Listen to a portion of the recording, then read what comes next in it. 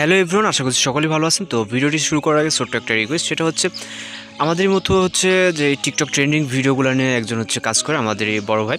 তো তার চ্যানেলটা আপনারা অবশ্যই ঘুরে আসবেন এবং চ্যানেলটাকে সাবস্ক্রাইব করে আসবেন। তো আমরা হচ্ছে এখান থেকে আমাদের ইউটিউবে যদি চলে যাই, প্রিন্স আল আমিন লিখে সার্চ দিলেই আমাদের এরকম একটা চ্যানেল চলে আসবে। তো অবশ্যই আপনারা এই চ্যানেলটিকে সাবস্ক্রাইব করে দেবেন আপনাদের সুবিধার্থে। এই চ্যানেল লিঙ্ক হচ্ছে ভিডিও ডেসক্রিপশন বক্সে দেওয়া আছে, আপনারা এখান থেকে ভিজিট করে সরাসরি আপনি চ্যানেলটি ঘুরে যদি আপনার কাছে ভালো লাগে তাহলে অবশ্যই চ্যানেলটিকে সাবস্ক্রাইব করে পাশে থাকা বেল এখনই বাজিয়ে দেবেন। তো চলুন এবার হচ্ছে মূল ভিডিওতে ফিরে যাওয়া যাক।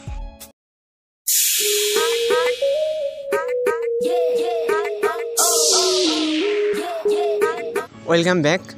তো এই যে ভিডিওটা দেখেন, এটা কিন্তু বর্তমানে খুবই টিকটকে একটা ট্রেন্ডিং একটা ভিডিও। তো এই ভিডিওটা মেক করতে হলে আমাদের হচ্ছে এক্সএমএল ফাইল হচ্ছে ইউজ করতে হবে। তো এক্সএমএল ফাইলের লিঙ্ক হচ্ছে ভিডিও ডেসক্রিপশন বক্সে দেওয়া থাকবে। তো মূল কথা হচ্ছে এখানে অনেকেই বলতে পারেন যে এক্সএমএল ফাইলগুলো কাজ করতেছে না। সেক্ষেত্রে আপনি এখান থেকে আমাদের যে এলাইট মোশন অ্যাপ্লিকেশনটি, এর আমি ভার্সনটা দেখিয়ে দিই।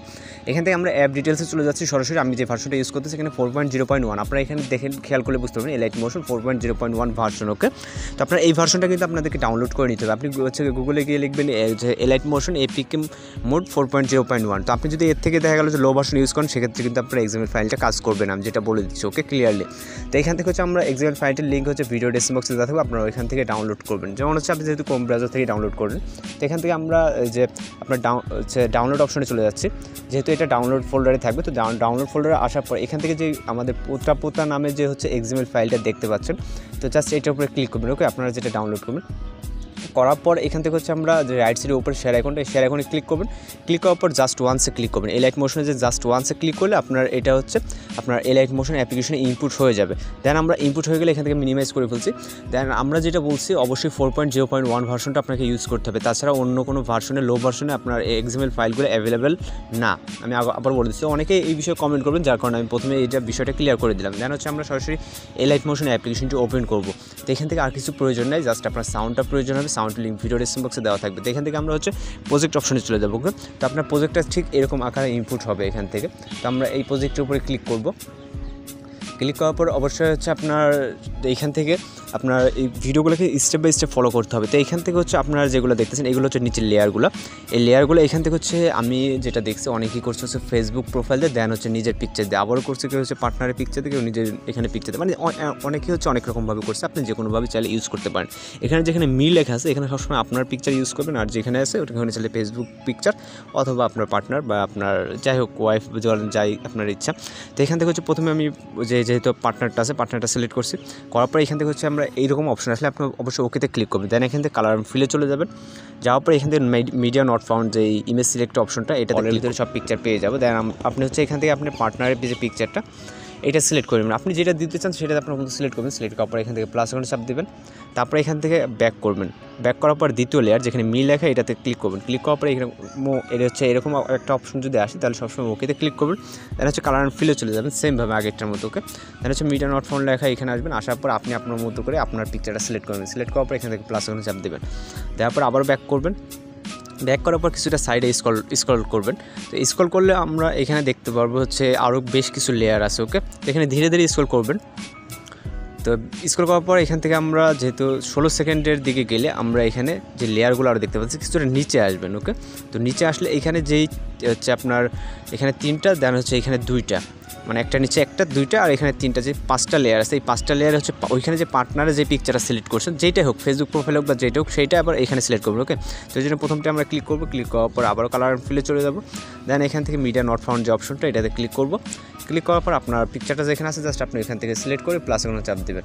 তো এক্সএমএল ফাইলগুলো কিন্তু ইউজ করা খুবই ইজি। আপনি যদি একবার বুঝতে পারেন তাহলে আপনি কিন্তু শুধু এক্সএমএল ফাইলেই খুঁজবেন, যেহেতু সব কিছু কাজ করাই থাকে। জাস্ট আপনি ভিডিও অ্যান্ড বা হচ্ছে ফটো সিলেক্ট করলে আপনার কিন্তু কাজটা হয়ে যাচ্ছে। কিন্তু এই সহজ কাজগুলো অনেকেই কঠিন করে তোলে, কারণ তারা হয়তো বুঝতে পারে না বিষয়টা, ভিডিওগুলো স্কিপ করে, যার কারণে কিন্তু মানে এখান থেকে বুঝতে পারে না, এর কারণে যার কারণে নিজেটাই কঠিন করে। তো এখান থেকে আমরা আবার এই লেয়ারে ক্লিক করবো। ক্লিক করার পর কালার অ্যান্ড ফিলে, তারপর এখান থেকে মিডিয়া থেকে, তো আমি যেটা বলছি যে এই 5টাতে আমাদের হচ্ছে ওইখানে পার্টনারের যে লেখাটা আছে ওইখানে যেই পিকচারটা সিলেক্ট করছেন আপনি ফেসবুক প্রোফাইল হোক বা টুইটার প্রোফাইল হোক সেইটাই সিলেক্ট করবেন। ওকে, আর একটা কথা সেটা হচ্ছে এই যে অ্যাপ্লিকেশনটা এখানে যাদের হচ্ছে দেখা গেল যে র্যাম কম, দেখা গেলো 2-3 জিবি র্যাম, তাদের ক্ষেত্রে কিন্তু একটু ফোনে একটু ল্যাগ দিতে পারে, কারণ যেহেতু অ্যাপ্লিকেশনটা আর কি অনেকটা বড়, এখান থেকে আপডেট ভার্সন, দেখেন এরকম সমস্যা হতে পারে। তো আমরা লাস্ট পিকচারটাও আবারও কিন্তু আমরা সিলেক্ট করে নিচ্ছি। তো তারপরে যে কাজটা আছে ওইটা কিন্তু আপনাদের একটু ফলো করে নিতে হবে, নাহলে কিন্তু আপনারা একটু বুঝতে পারবেন না। তো এখান থেকে আমরা প্রত্যেকটা সিলেক্ট করে নিলাম, নেওয়ার পর এবার আবারও ব্যাক করবো এখান থেকে। তারপর এখানে গ্রুপ 1 যেটা লেখা দেখতেছেন, গ্রুপ 1-এ ক্লিক করবেন। ক্লিক করার পরে এখানে এডিট গ্রুপ, ওকে, যেহেতু এটা গ্রুপ, তো এডিট গ্রুপে ক্লিক করার পর কিছুটা নিচে স্ক্রল ডাউন করলে এখানে 4টা লেয়ার দেখবেন, এই 4টা লেয়ারে আপনার পিকচারটা হবে, যেখানে এবার হচ্ছে আবার কালার ফিলেক্ট চলে যাবে, যাওয়ার পর মিডিয়াতে। তো এখানে কিন্তু একটু ডিফারেন্ট কাজ, সেটা আপনি হয়তো বা খেয়াল করে বুঝতে পারবেন গ্রুপটা।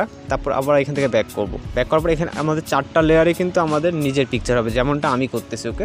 তো আপনারা যদি আপনার মতো করে করেন তাহলে কিন্তু আর কি মানে আপনারা এখানে আপনাদের পিকচার সিলেক্ট করবেন। আমি জাস্ট এক্সাম্পল হিসাবে সেটা হচ্ছে যে কোনো পিকচার সিলেক্ট করতেছি।